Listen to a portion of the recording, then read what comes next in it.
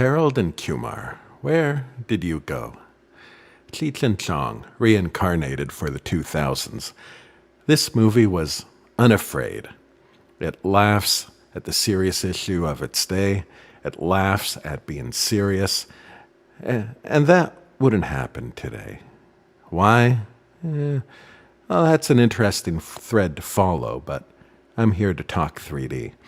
This really came out at the start of 3D.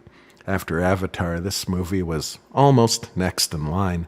At the time, I remember being blown away in the theater by it, especially the smoke, which I guess for a stoner movie, it's important to get your smoke right. Today, I see that it's actually very conservative in its 3D. However, it takes every opportunity to toss things out at the screen.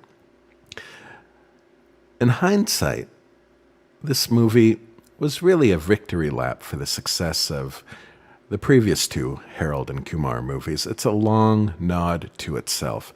And what a nod it is. It's disgusting at every opportunity.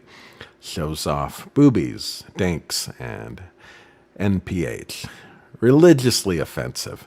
And disrespects pancakes. Yeah, I forgot how good this was.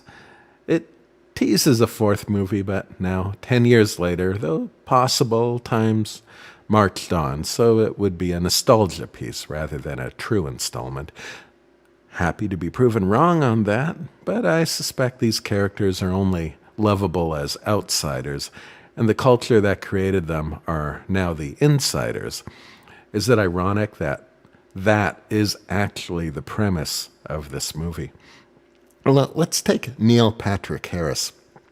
On the first movie in this series, he was still just that guy who played Doogie Howser from back when nobody remembers.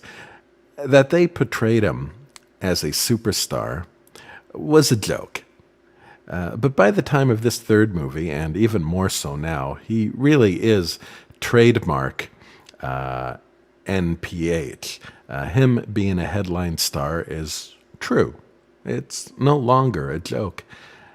And to an extent, even the worldview of many of the outsider comedy movies of this era and even previous eras are really have become status quo and have been for a while, really.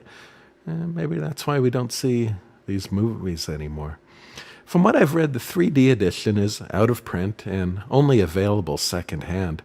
So if you want it, you'll be paying for it. As a collectible, the case and disc are very plain, so I wouldn't spend massive money on it. But for those who can find a disc, it's a fun, raunchy romp and rewards you with some 3D pop. And more importantly, it's a good time capsule of what a comedy movie used to be, and probably won't be again for a generation.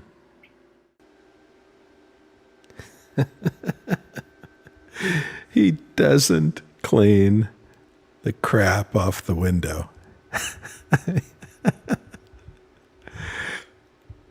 It just keeps going hours later. It's great. It's a great movie.